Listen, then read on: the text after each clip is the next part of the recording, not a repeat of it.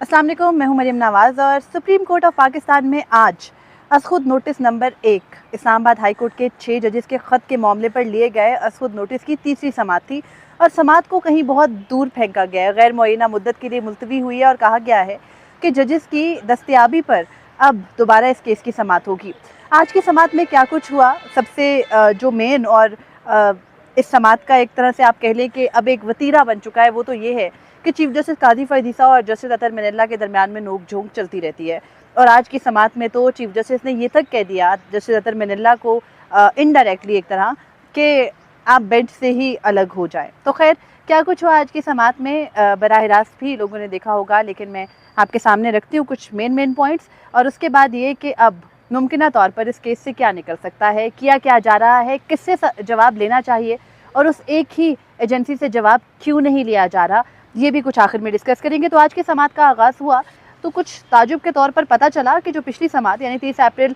2024 का हुक्मनामा है वो अभी तक नहीं मिला वफाकी हुकूमत को और इस वजह से अटॉर्नी जनरल ने बताया कि वफाकी हुकूमत ने अभी तक अपना जवाब नहीं दिया है। और फिर अदालत के अंदर यानी लाइव भी टेलीकास्ट हो रहा होगा, अदालत में बराह रास्त प्रिंट होता है हुक्मनामा, तमाम जजेस उस पर दस्तखत करते हैं। जस्टिस अतर मिनल्ला लाइव ब्रॉडकास्ट के दौरान ही बैठ के नोट लिखते हैं अपनी पिछली समाअत के हेयरिंग के हुक्मनामे पर और फिर वो नोट पढ़वाया भी जाता और उस नोट में ये था कि बाकी तो चले जवाबात मांगे गए ना, वफाकी हुकूमत से जवाब मांगा गया, एजेंसियों को कहा गया कि अगर वो चाहे तो जवाब दें, क्योंकि पिछली समाअत पर हुक्मनामा बराह रास्त लिखवा तो दिया था, सिर्फ उस पर दस्तखत नहीं हुए थे। तो खैर पूरा हफ्ता अदालत को याद नहीं रहा कि इस हुक्मनामे पर दस्तखत नहीं हुए, भेजा नहीं गया। जस्टिस अतर मिनल्ला ने अपना जो इजाफी नोट था उसके अंदर ये लिखा कि जो अदलिया के अंदर मुदाखलत पर 6 जजेस का ख़त है, ये कोई ख़त्म हुआ मामला है या पुराना मामला नहीं है, बल्कि ये एक चलता हुआ रुझान है जिस पर वफाकी हुकूमत की जानिब से जवाब आना चाहिए। और उन्होंने ये भी अपने इस जवाब के अंदर कहा कि ये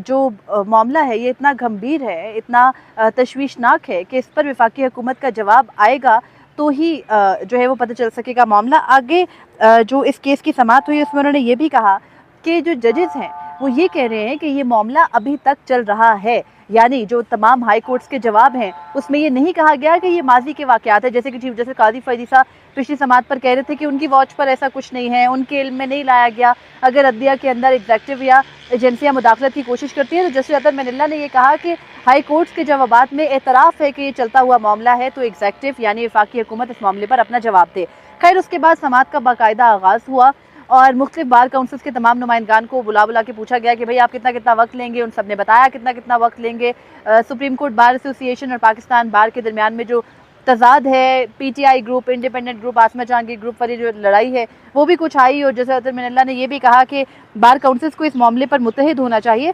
खैर उसके बाद फिर जो समाअत है उसका बाकायदा आगाज़ ऐसे होता है कि बार काउंसिल के जो वाइस चेयरमैन है रियाजत अली साहर, उनको चीफ जस्टिस ने कहा कि आप सबसे पहले आएँ और अपने दलाइल का आगाज़ करें। उन्होंने ये कहा कि जजेस की जानिब से जो लगाए गए इल्ज़ामात हैं उस पर हाजिर सर्विस जजेस पर मुश्तमिल जुडिशल कमीशन बनाया जाए, उनकी इन्वेस्टिगेशन होनी चाहिए और उसके अलावा अदलिया को इस मामले में यानी एग्जेक्टिव की मुदाखलत पर एक ऐसा जवाब देना चाहिए कि दोबारा कोई इस तरह की हिम्मत ना कर सके। यहाँ से बहस निकली तो जस्टिस अतर मिनल्ला ने उनको ये कहा कि आपने अपना जवाब तैयार करते वक्त हाई कोर्ट की जो तमाम प्रपोजल्स थे उनको मद्देनज़र नहीं रखा। उन्होंने कहा कि ये फिर रिपीट किया कि ये सिर्फ 6 जजों के ख़त का मामला नहीं है बल्कि अदलिया में एग्जेक्टिव की मुदाखलत का चलता हुआ रुझान है। और जस्टिस अतर मिनल्ला ने यह भी कहा कि ये जो तरीक़ेकार है ये नहीं रुकेगा और उन्होंने कहा कि धरना जजमेंट भी आई, कानून साजियाँ भी हुई, आप हमें कोई हल बताएं, डिटेरेंस कैसे, रुकावट कैसे क्रिएट होगी, खौफ कैसे होगा एग्जेक्टिव का को कि अगर हमने मुदाखलत की इन मामलात में तो हमारे साथ ये होगा और हम अदलिया को ना छेड़ें। तो यहाँ पर चीफ जस्टिस कादी फ़ैज़ ईसा ने बड़ा इंटरेस्टिंग एक तजवीज़ या तोजी पेश की और वो कहते हैं कि देखें ना, मुल्क में तौहीन अदालत से ज़्यादा गंभीर जुर्म क्या है। उनको जवाब दिया गया कि क्या है, थोड़ी कन्फ्यूजन हुई तो उन्होंने कहा देखें ना, कत्ल से ज़्यादा कोई सख्त या जो गंभीर है वो जुर्म नहीं होता और कत्ल से ज़्यादा सख्त सज़ा भी किसी कानून की नहीं है। तो क्या जब एक कानून बना हुआ है कत्ल का तो क्या कत्ल होना मुल्क में रुक गए हैं?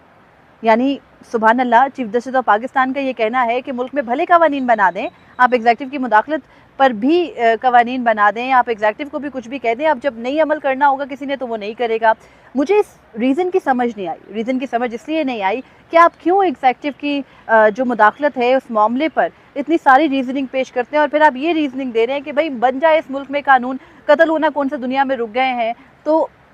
इस तरह तो मुझे लगता है कि किसी मामले का किसी फाइंडिंग की एंडिंग होगी ही नहीं। तो खैर इसके बाद मुख्तलिफ सवालात और भी हुए। जो लॉयर्स हैं वो आए सामने। एहसन भून ने भी आके दलाइल दिए। उन्होंने कहा कि देखें ना, इस्लामाबाद हाई कोर्ट के जजेस का ख़त जो है उस पर इन्वेस्टिगेशन बिल्कुल होनी चाहिए, जजेस के कमरों में खुफिया कैमरों पर भी होनी चाहिए। अच्छा, जब ये बात होती है ना कमरा अदालत के अंदर के जजेस के जो कमरों में खुफिया कैमरे लगाए गए, उनकी जासूसी की गई, उनको दबाव डाला गया, उनके अहले खाना को अगवा किया गया, इस तमाम तर मामले की तहकीक होनी चाहिए, तो उस पर एकदम से चीफ जस्टिस थोड़ा सा अनईजी होते हैं। या दीगर जजेस का भी ये कहना है कि भाई नहीं, जजेस को खुद कंटेम्प्ट की पावर इस्तेमाल करनी चाहिए थी। तो खैर इस व्यू के साथ बैठ के 184(3) के ज़ुमरे में सुनना मेरी समझ से कुछ बालतर है। उसके बाद जस्टिस अतर मैनिल्ला ने ये कहा बार काउंसिल्स की तजावीज़ पर कि आप ये कह रहे हैं कि कंटेम्प्ट ऑफ कोर्ट का मुकदमा चले और वो डिस्ट्रिक्ट कोर्ट के जजेस सुने, तो आप डिस्ट्रिक्ट कोर्ट के जजेस को वो करने को कह रहे हैं जो कि सुप्रीम कोर्ट का जज भी नहीं कर सकता। और फिर जस्टिस अतर मैनिल्ला ने जब ये कहा कि अदलिया की मुदाखलत रही, अदलिया की का गठजोड़ रहा है माजी में एजेंसियों के साथ और इसी की वजह से हम यहाँ पर पहुँचे हैं, तो सुप्रीम कोर्ट बार के सदर शहजाद शौकत रुस्तम पर आए। और आपको मालूम है शहजाद शौकत की पिछले एक अरसे से, जब से कि ये सुप्रीम कोर्ट बार के इलेक्शन हुए और वो सदर मुंतखब हुए हैं, किसी भी मुकदमे के अंदर कोई ऐसी कोशिश, कोई ऐसी उनकी कंटेंशन नहीं थी कि जिससे चीफ जस्टिस कादी फैज़ीसा एक ज़रा भी नाराज़ हों। और आज भी जब उन्होंने अपने जो दलाइल थे उनका आगाज़ किया तो उन्होंने शुरू में ही कहा कि देखें, जो पिछली समात पर हुआ, जो जिस तरह की हेयरिंग पिछली हुई, उससे आवाम का अदलिया की आज़ादी पर एतमाद कम हुआ है। चीफ जस्टिस ताजुब से पूछने लगे पिछली हेयरिंग, यानी आप हेयरिंग की बात करें, आप ख़त की बात करें? तो उन्होंने कहा नहीं, हेयरिंग की बात कर रहा हूँ। जब जजेस खुद से ये कहने लगेंगे कि अदलिया का गठजोड़ रहा है माजी में एग्जेक्टिव के साथ, तो फिर जो आवाम है उसका इंसाफ पर एतमाद नहीं रहेगा। यहाँ पर जस्टिस अतर मैनिल्ला ने यह कहा कि हमने सारी ज़िंदगी 76 साल झूठ बोला है, हमें सच बोलना चाहिए। आपके अपने अटॉर्नी जनरल ही एक्सेप्ट करे थे। तो खैर इस बात के ऊपर जब उन्होंने कहा कि देखिए माय लॉर्ड, आप ये बात ना कहें शहजाद शौकत ने कि अदलिया की कॉम्प्लिसिटी रही है, यानी अदलिया शरीक जुर्म रही है माजी में एजेंसियों के साथ, ये बात ना कहें। तो यहाँ पर चीफ जस्टिस कादी फैज़ीसा ने जस्टिस अतर मैनिल्ला को इंटरप्ट की को बराह रास्त नहीं लेकिन इनडायरेक्टली ये बात कही बिला वास्ता कि देखें सदर सुप्रीम कोर्ट बार, आपको तो ये कहना चाहिए कि अगर कोई जज माजी में एग्जेक्टिव के साथ मुदाखलत में शरीक था तो उसको फिर इस बेंच का हिस्सा नहीं होना चाहिए। 2 मरतबा ये बात कही और कहा कि देखिए मैं तो बड़ा ब्लंटली ये बात कर रहा हूँ, लेकिन जस्टिस अतर मैनिल्ला ने कहा कि देखिए मैं कहता रहा हूँ ये सब कुछ कि एग्जेक्टिव में 76 साल तक मुदाखलत होती रही है, तो ये आपके अपने अटॉर्नी जनरल भी एक्सेप्ट करते रहे। और उसके बाद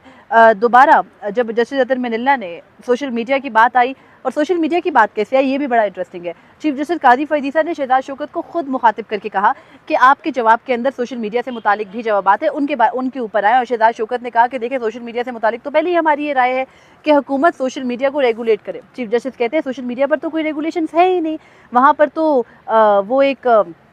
आज़ाद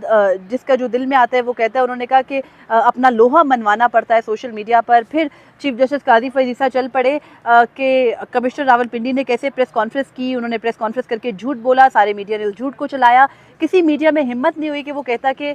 झूठ और सच क्या है, कैसे कमिश्नर रावलपिंडी इल्ज़ामात लगा रहे हैं। और फिर चीफ जस्टिस ने ये कहा कि पहले ये होता था कि लोग जाके बाहर बता दिया करते थे कि आज कमरा अदालत में ये हुआ, तो अब हमने बराह रास्त जो नशरियात हैं वो कर दी हैं। मुझे ये लगता है कि जो माजी में तमाम तर केसेस में रिपोर्टर्स आके बाहर रिपोर्ट करते थे या सोशल मीडिया पर व्लॉग करते थे, मैंने तो खैर तब नहीं करती थी, उससे सबसे ज़्यादा जो फ़ायदा पहुंचा या जो सबसे बड़े बेनिफिशरी थे वो चीफ जस्टिस कादी फैज़ीसा ही हमेशा रहे हैं, क्योंकि उनकी अदालत या उनका मौक़िफ़ किसी और तरीके से बाहर नहीं आता था सिवाय इन व्लॉग्स के, क्योंकि उनके मुताबिक और वैसे भी उनके ऊपर बेंच में बैठने पे पाबंदी, हर चीज़ पे पाबंदी, उनके खतूत को भी इसी व्लॉग के ज़रिए या इसी सोशल मीडिया के ज़रिए ज़्यादा जगह मिलती थी। तो आज उसी के ऊपर तनकीद कुछ अजीब लगती है। खैर जस्टिस अतर मैनिल्ला ने चीफ जस्टिस कादी फैज़ीसा का ही जिक्र करते हुए ये भी कहा कि माजी में चीफ जस्टिस कादी फैज़ीसा ने भी अपने रेफरेंस के दौरान सोशल मीडिया के अताब का सामना किया है। और उन्होंने कहा कि 2018 से अब तक मेरे ऊपर और मेरी इंटेग्रिटी के ऊपर भी सवालात उठते रहे, लेकिन जजेस को हर तरह की तनकीद से ऊपर होना चाहिए, हर तरह की तनकीद से मावरा होना चाहिए और उनको बिल्कुल भी इस बात से कोई फ़र्क नहीं पड़ना चाहिए कि उन पर कौन कितनी किस लेवल की जाके तनकीद कर रहा है। और यहाँ पर जस्टिस मुसर्रत हिलाली, जिनको जस्टिस अतर मैनल्ला की बातों में जवाब देना बहुत पसंद है, वो बार बार कहती नहीं कि तज़हीक और तनकीद में फ़र्क होता है। बजा कह रही थी, बिल्कुल ठीक कह रही थी, तज़हीक और तनकीद में फ़र्क होता है, लेकिन जो बातें आपकी पसंद की हो उनको तनकीद समझना और जो बातें आपकी तबीयत पर नागवार गुजरें उनको तज़हीक समझना कुछ दुरुस्त नहीं है। खैर, बेंच के दीगर मेंबरान ने भी अच्छे पॉइंट्स रेज़ किए। जस्टिस मंसूर अली शाह आज की समात में पिछली समातों के बरखिलाफ तकरीबन 1 घंटा 55 मिनट खामोश रहे और जब 1 घंटा 55 मिनट बाद बोले तो उन्होंने कहा कि 2 चीज़ें होनी चाहिए। एक कल्चर अदलिया का भी ये रहा है कि हमने जो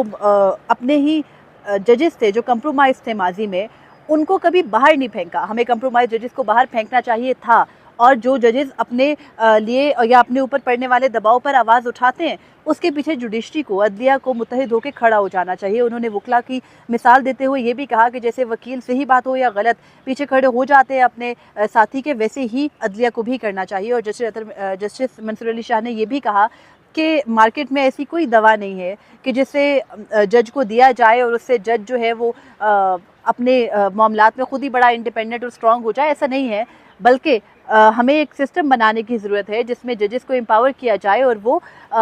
जो है वो अपने लिए, अपने सिस्टम के लिए और अपनी अदलिया के लिए दिलेराना फ़ैसले कर सकें।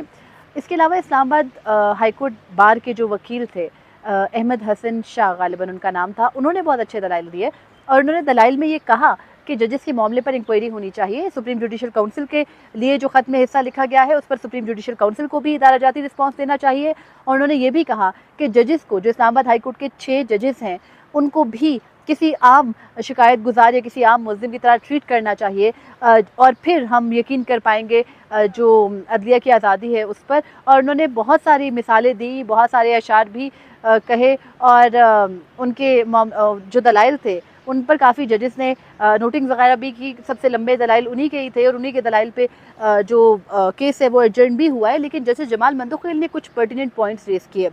जब एग्जेक्टिव की, वफाकी हुकूमत के जवाब की बात हुई और ये कहा इस्लामाबाद हाईकोर्ट बार के वकील अहमद हसन शाह ने